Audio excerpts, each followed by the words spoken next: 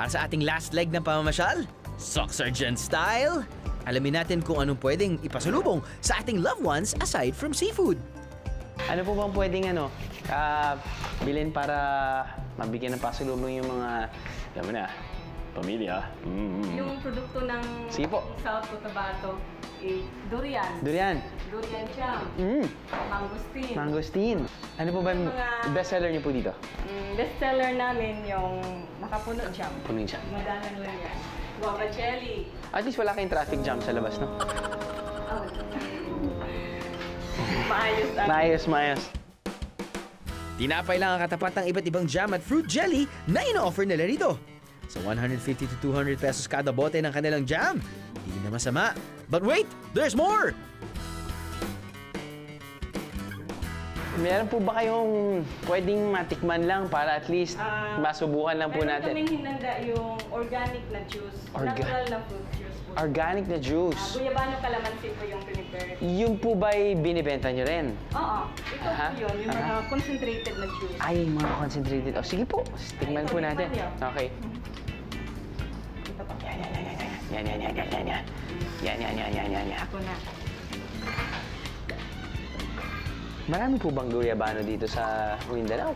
Marami.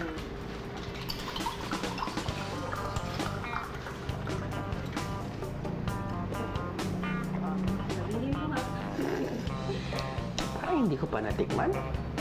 Hindi mo pa yan. Hindi mo pa talaga natikman. Hindi, pero it's a good combination. Kalamansi and guyabano. Healthy. Yung kalamansi at saka yung guyabano. Astig. Manamis lang. Parang maunang malalasahan mo yung kalamansi, tapos yun yung aftertaste sa dulo, yung guyabano. Yung guyabano. Refreshing. Perfect for summer.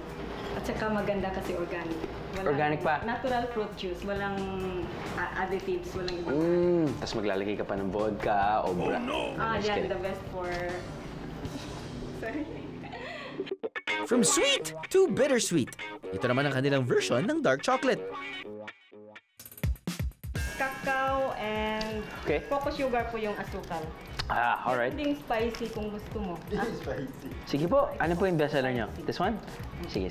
I'll try your spicy. Hilig ka sa maanghang. Mahilig po ako sa manghang. Nice Opo, strategy. tama. Spicy chocolate for dessert. Ano kaya lasa nito? Tikman Walong mo balot rin- din. Oo nga eh. Tikman mo rin yung raw. Russian doll eh, no? Ito po yung raw chocolate. Tikman mo rin yung raw. Hindi roasted yung cacao. Diretso na siya. Raw. Healthy talaga. Ayun, oo. May konting sipa sa dulo. I kind of like it, actually. It's actually good. Yan. Speaking of farms, may mga plantation din ng durian dito sa South Cotabato.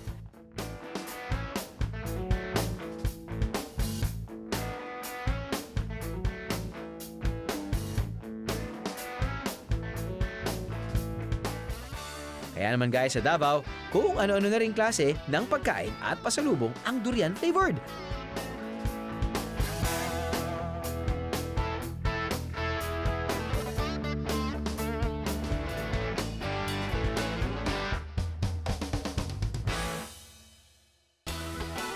At gaya naman sa Bukidnon, meron ding pineapple plantations dito. Dehero tip! Kung papasyal sa farms, alamin ang kanilang harvest season para mas madaling makapili ng prutas ng pampasalubong.